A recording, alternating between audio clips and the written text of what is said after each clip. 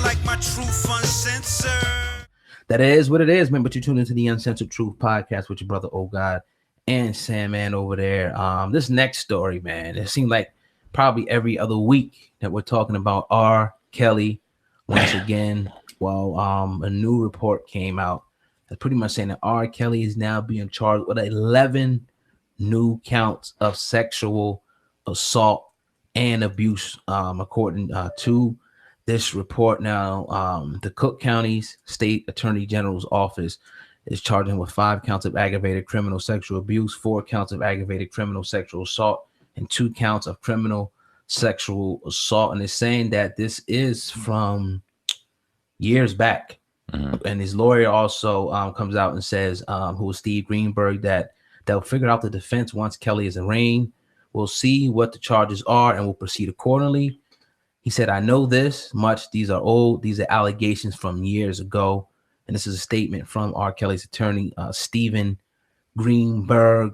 Sandman, what are your thoughts? We were just saying, man, just got to keep it real. Like, what else can we say about this? Like, we probably talked about this at least 20 different times here on a podcast. It's like, either get this dude, proceed with this trial and put the evidence on the table and get to what's going to happen, because we kind of getting tired of talking about this. Oh God, I'm gonna be 100% real with you, man. If you sat back and all the times that we talked, if you asked me what he's charged with right now, I could not accurately tell you. It's so much shit. It's 30 sexual assault things here, 45 things here, 30 things. It's like, man, just get on with it already. It's only so much we can say. We've already talked about the thing ad nauseum. It's obvious that they are they're piling up a bunch of evidence to put this man away. Yeah. I've seen that some women are also that allege that he did this are about to testify in front of the grand jury. So all hands on deck when it comes to R. Kelly. We will be here for the trial, giving you the play-by-play. But that being said, it's like, how much more can we regurgitate about this? And at this point, it looks crazy. And let me say this, oh God, because although we believe that some may be truthful, some may be not, and we don't know the balance. We don't know the ratio on who's being truthful and who's being fucking full of shit. Is it fair to say that none of that's going to matter if one is the truth, then they're going to kind of just pile them all up and just drive him down? That's very safe to say. If they could find sufficient evidence for one, it's going to be bad enough to get him on just one count. He's looking at multiple counts. You also have another article that came out that said that he pretty much, people are coming forward saying he paid them not to testify. And that's, I guess, in line with the story you were talking about, with the people going in front of the grand jury to testify. Yeah. So, it's one of those things where we're going to have to just wait and see. But I will say this, about a month and a half ago, it was looking like he might beat these charges. And then it's like they came back with more and more charges. Now they're bringing these up again. But I'm not so quick to say that he's going to get, the guilty verdict yet, simply because his lawyer is still maintaining that these are old charges. So they're taking the trial, they're going to fight it, which means they're going to put this in the jury's hand. And everybody knows once it goes to a jury, you never know what can happen. It doesn't kind of confirm that he may do some time in your eyes or your estimation now that it's gone from Abnadi's hands to the Fed's hands. That doesn't change it at all to you? I mean, we have to see. I mean, nah, not really. Okay. Not with something like this, man. You got to prove without a shadow of a doubt. They're talking about DNA evidence, but you got that's crazy. So long ago. I mean, how do you prove it? They talking about videotape, but we've been there, done that. So my gut tells me that he probably will be convicted, but I won't be surprised if he isn't. So, all right. So if it goes to a jury, right? Then 9 times out of 10, they're going to have testimony from some of these alleged victims. Yep. So then it's up to whether or not the prosecution can get these women to make the jury believe them. Facts. Simple as that. What's the ratio of that happening? I think that's a very good chance of happening. But then you also got the defense that has to. They got to do to tear their things apart, and I'm sure they got a lot of ammo. Very true. To do so. This is a hell of a game, and this is disgusting to even think. And I'm not talking about. All you need is one person, right? I'm not talking about this trial, because we're talking about women's lives. We're talking about young women. We're talking about a whole bevy of issues that we shouldn't be talking about. It's disgusting what he's allegedly being accused of doing. I'm not talking about that, but the play-by-play that's going on in court, where truth really doesn't matter. It's who's better at providing a better story. Facts. Who's better at it? can you defend my story and intercept my story better than I can score? How many touchdowns can we get in this game?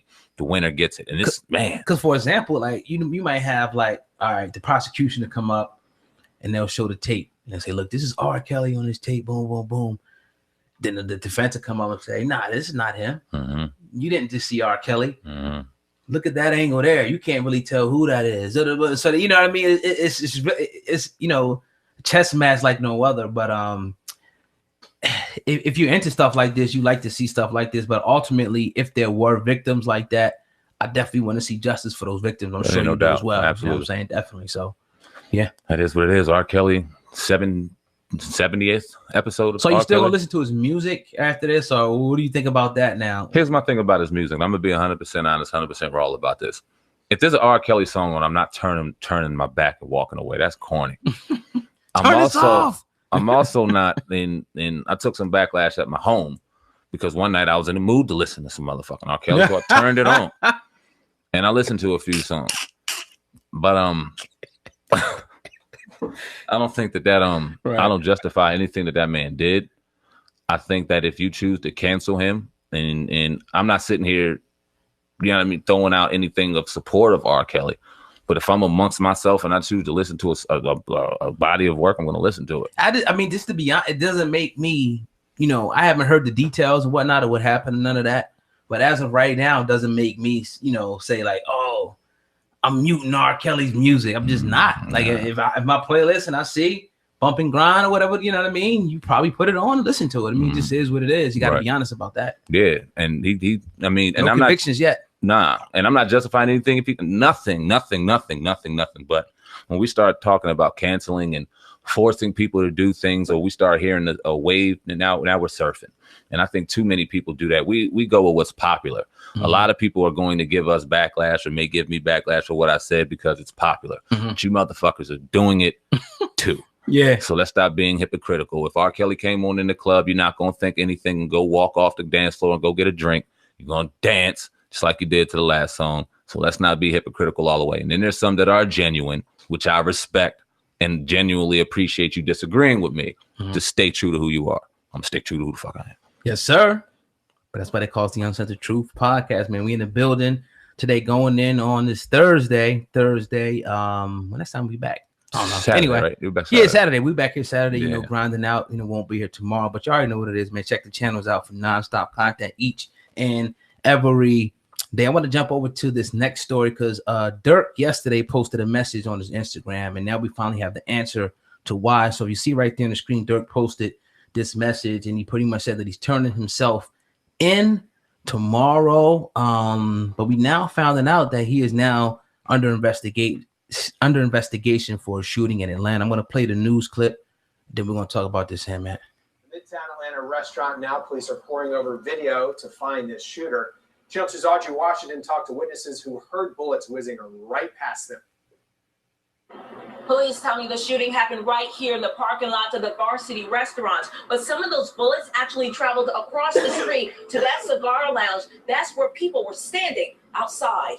Standing right there and almost got hit by the bullet. Witnesses tell me bullets flew through the air and whipped past their heads here on Spring Street Tuesday morning. The bullets got to coming through, and I crawled through the club. People who were inside the one cigar bar and lounge got down and just waited for the gunfire to finally stop. When I hear gunshots, it's a whole other sound. So I don't hear voices, I hear bullets. I just see bodies fall. When the shooting ended, people found a wounded man in the middle of the street. Atlanta police tell me the 23-year-old victim got into some sort of argument in the parking lot of the Varsity restaurant, and that's when someone else started shooting. The victim was shot in the leg.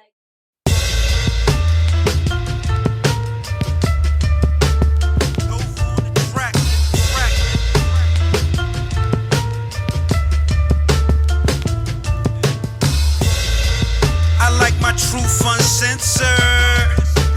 My whole network viral. 12 and a half get you a quarterback. I got them shits flying like spirals. I like my truth uncensored.